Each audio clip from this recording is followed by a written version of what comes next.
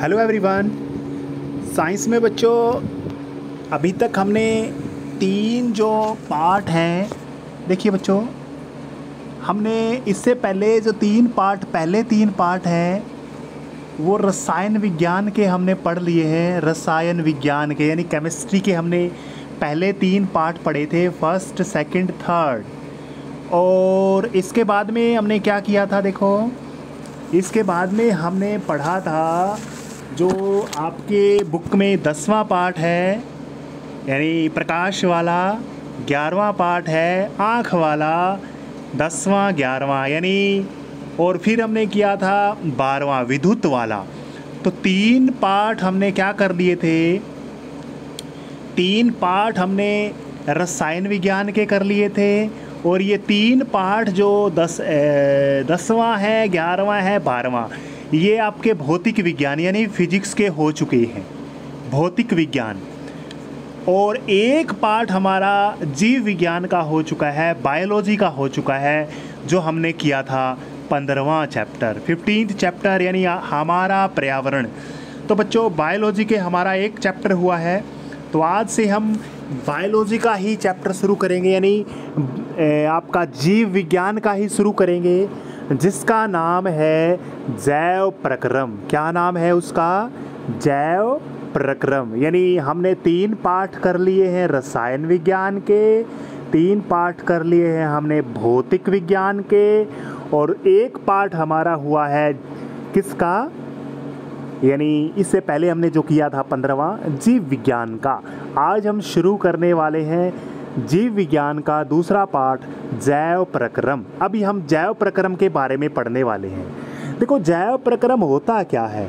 देखिए बच्चों, कोई भी जीव है ना, चाहे कोई भी जीव है, चाहे प्लांट है, चाहे और कोई किसी प्रकार का जीव है, तो उसको जीवित रखने के लिए जो भी प्रक्रम होते हैं ना, प्रक्रम को हिंदी में प्रक्रम हिंदी में बोलते हैं, इंग्लिश में बोलते हैं प्रोसेस।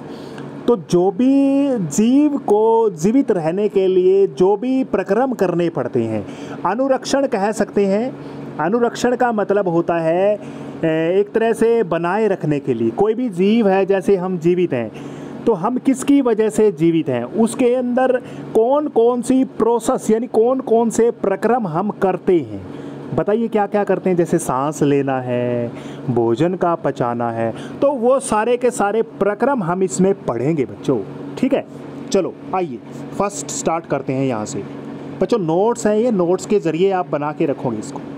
देखिए मैंने लिखा हुआ है यहाँ पर, देखिए जैव प्रक्रम क्या है, वे सभी प्रक्रम यानी प्रोसेस जो संयुक्त रूप से जीव के यानी कोई भी जीव है अनुरक्षण का काम करते हैं। अनुरक्षण का मतलब एक तरह से उसको बनाए रखने का काम करते हैं, वो क्या कहलाते हैं, संयुक्त रूप से क्या बोलते हैं उनको, जैव प्रक्रम बोलते हैं बच्चों। मतलब हमारे चाहे कोई भी हो, हम नहीं, हम चाहे कोई भी पौधा भी क्यों न हो, उसके अंदर भी जो काम उसको चाहिए जीवित रहने के लिए, मतलब जो भी प्रक्रियाएं वो करता है, उसको हम जैव प्रक्रम बोलते हैं। जैसे जैव प्रक्रम में हम कह सकते हैं पोषण करना। पोषण करने का मतलब भोजन ग्रहण करना, सांस लेना, सांस वहन करना, भाई कोई चीज़ों का वहन करना। वहन करने का मतलब है जैसे हमारे शरीर में ब्लड यानी रक्त का इधर उधर जाना है, या हमारे भोजन के अंदर ऊर्जा जो मिल जाती है, उस ऊर्जा को इधर उधर करना है, पहुंचाना है हमारे शरीर के विभिन्न भागों में, ये वहन। हम ये सारी चीज़ें हम बच्चों डिटेल से पढ़ने वाले हैं। फिर उसके बाद है उत्सर्जन। उत्सर्जन का मतलब होता है वेस्ट चीज़ों को बाहर निकालना, जैसे पसीना वगैरह है ना, तो यानी वेस्ट चीज़ों को, तो ये हम कह सकते हैं यूरिन वगैरह यानी पेशाब वगैरह, यानी जो भी चीज़ें उत्सर्जन में आती हैं। तो बच्चों हम पूरी डिटेल से करने वाले हैं इन सारे के सारे स्टेप्स को, ठीक है। सबसे पहले हम पोषण की बात करेंगे। पोषण का मतलब क्या है, भोजन को ग्रहण करना, ठीक है, और भोजन को ग्रहण करके उसका शरीर के अंदर उसको प्रयोग करना शरीर के द्वारा, ताकि हमें ऊर्जा मिल सके, है ना। चलो देखते हैं क्या होता है। भोजन ग्रहण करना, पचे हुए भोजन का अवशोषण करना यानी हमारे शरीर के अंदर अवशोषित कर लेना, जैसे छोटी आंत में होता है, और शरीर द्वारा अनुरक्षण के लिए उसका उपयोग करना। भाई अनुरक्षण का मतलब क्या बताया मैंने, जीवित रहने के लिए कह सकते हैं, या मेंटेनेंस रख रखाव कह सकते हैं बच्चों, रख रखाव, शरीर द्वारा रख रखाव के लिए उसका उपयोग करना क्या कहलाता है? पोषण कहलाता है बच्चों, पोषण कहलाता है। यानी पोषण क्या कहलाता है?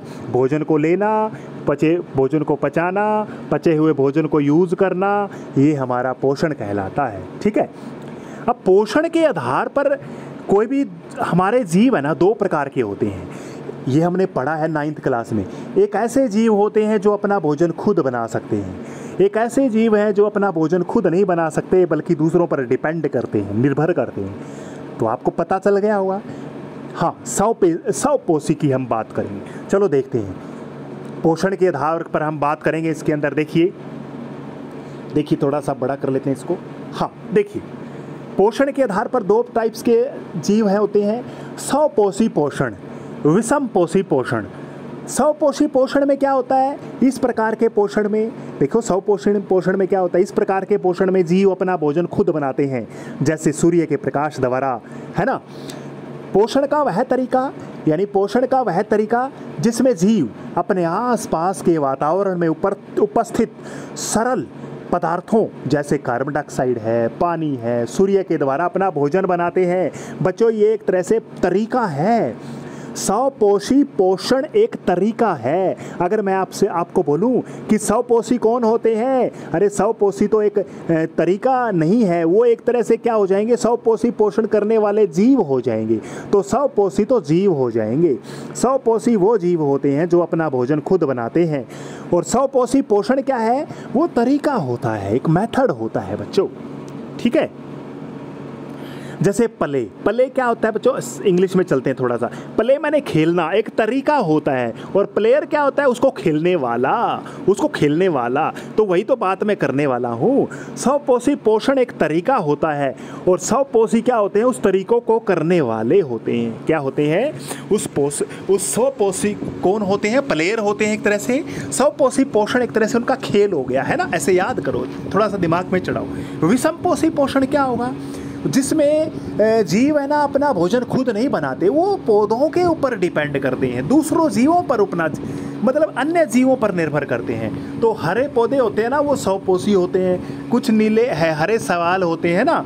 और इसमें विषम पोषी पोषण में कौन आते हैं? जीव हम आते हैं, जैसे मानव आते हैं, दूसरे जीव आते हैं पौधे को छोड़कर। ठीक है, समझ में आ गया होगा। चलो इसमें देखते हैं 100 पोषी पोषण क्या होता है। 100 पोषी पोषण हरे पौधों में तथा कुछ जीवाणुओं में जो प्रकाश संश्लेषण का प्रयोग कर सकते हैं, यानी प्रकाश संश्लेषण कर सकते हैं, या फिर कह सकते हैं जो प्रकाश संश्लेषण की प्रक्रिया को करते हैं। अब बच्चों, प्रकाश संश्लेषण तो हमने 9th में भी पढ़ा था, 8th में भी पढ़ा था, 7th में भी पढ़ा था। क्या होता है? हरे पौधों द्वारा या कुछ शैवाल के द्वारा सूर्य के प्रकाश की उपस्थिति में भोजन बनाना, है ना। ये हम पढ़ते आए हैं बच्चों, और ये इसमें भी पढ़ने वाले हैं। चलो नेक्स्ट लास्ट पेज करते हैं आज। देखो बच्चों, मैंने ये एक तरह से मैंने प्रकाश संश्लेषण की बात लिखी है इसमें। देखिए, एक बार अपने तरीके से भी लिख सकते हो, जो भी आपको आता है। ठीक है, मतलब आपको पता होना चाहिए कि प्रकाश संश्लेषण होता क्या है। ठीक है, वह प्रक्रम होता है या वह प्रक्रम है जिसमें 100 पोषी बाहर से लिए पदार्थों को ऊर्जा संचित रूप में परिवर्तित कर देते हैं। अरे अपने तरीके से लिख देना, प्रकाश संश्लेषण वह प्रक्रिया है जिसमें हरे पौधे सूर्य के प्रकाश में क्लोरोफिल की सहायता से अपना भोजन बना लेते हैं। अपनी भाषा में लिख लेना बच्चों। अच्छा, इसमें क्या लिखा हुआ है? वह प्रक्रम है जिसमें 100 पोषी यानी खुद भोजन बनाने वाले बाहर से लिए गए पदार्थों को, बाहर से कौन कौन से? कार्बन डाइऑक्साइड है, सूर्य की ऊर्जा है, पानी है, उनके द्वारा पदार्थों को ऊर्जा संचित रूप में परिवर्तित कर लेते हैं। पदार्थों की ऊर्जा को लिख सकते हो आप, एक तरह से कह सकते हैं। कहने का मतलब बच्चों, ये जो डेफिनेशन आपको आती है वो लिख लेना, लेकिन आपको पता होना चाहिए प्रकाश संश्लेषण क्या नई क्या चीज़ है इसमें मैं बताने वाला हूँ। ये पदार्थ कौन कौन से होते हैं जिसकी सहायता से वो भोजन बनाते हैं? कार्बन डाइऑक्साइड है, जल है, खनिज है, इस तरह से आप लिख सकते हो। जो सूर्य के प्रकाश तथा क्लोरोफिल की उपस्थिति में कार्बोहाइड्रेट में परिवर्तित कर देते हैं। कार्बोहाइड्रेट, ग्लूकोज, ये देखो बच्चों, ये वाला कार्बोहाइड्रेट, ये वाला देखो, ये रिएक्शन आप पढ़ो। इसमें देखो, कार्बन डाइऑक्साइड चाहिए, पानी चाहिए, क्लोरोफिल की उपस्थिति चाहिए, सूर्य का प्रकाश चाहिए, क्या होगा ये आपका क्या कह सकते हैं, कार्बोहाइड्रेट बनेगा, ऑक्सीजन निकलेगी, पानी की कुछ मात्रा निकलेगी, वाटर वेपर्स निकलेंगे। तो बच्चों ये चीज़ आपको याद रखनी है। इतना ही करेंगे बच्चों।